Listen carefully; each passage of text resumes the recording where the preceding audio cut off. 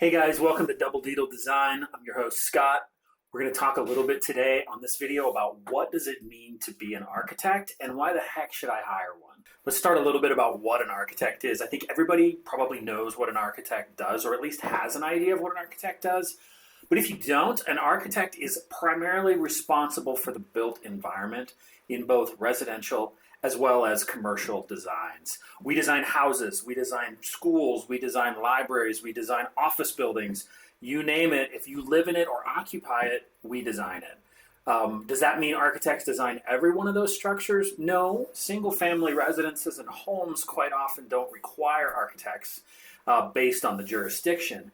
And so what you'll often get is an architect designing some of those homes because they're a bit more elaborate and a little bit more difficult to construct than a simple home might be. First of all, what do we do? Let's break it down into some bullet points. First of all, we're designers. We design the built environment, and don't get me wrong, we love to design cool things. So that's kind of the focus of every architect as we come out of school. Let's design something that looks good, feels great space. I mean, just really fun place to be in. The other thing that architects do is we plan. If you're doing a commercial project and you have more than one building, or you have a site that's going to require some specific avenues and movements on it, you're going to plan out where buildings, roadways, parking lots, light poles, garbage and trash enclosures are all located. So we do more than just design the buildings. We would also plan out that space. When done on a really large scale, we often call this master planning. We draw up the drawings that are going to go to the city as well as your contractor.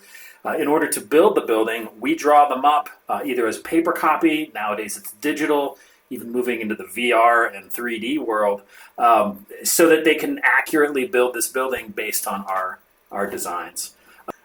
We also work with clients. We also project manage the project. We also collaborate with engineers. Engineering, I think you might have seen this on my LinkedIn post, but engineers, they are really responsible for a lot of the bones of our buildings. Quite often, architects pass those engineering responsibilities on to structural, mechanical, plumbing, electrical, civil engineers to make sure that they're following all the proper codes and structures. We definitely don't want to design a building that, will fall down and will kill somebody.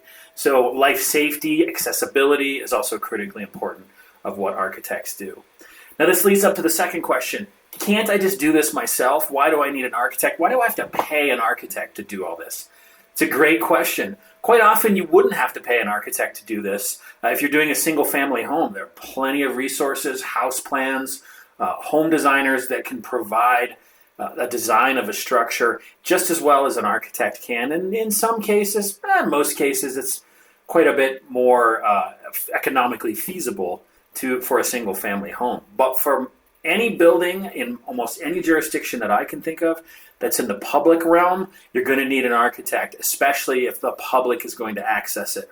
If you design a library, if you design a school, if you design a hospital or a clinic that people are going to be coming in and out of from off the street, you definitely have to make sure you have accessibility, that you have means of egress, life safety, fire protection, all covered. And that's where architects are crucial in this. So I hope that gives you a little bit of insight into what architects do and why you need to hire one. Please reach out to me on doubledeedledesign.com and let's talk a little bit more about designing something cool. Thanks.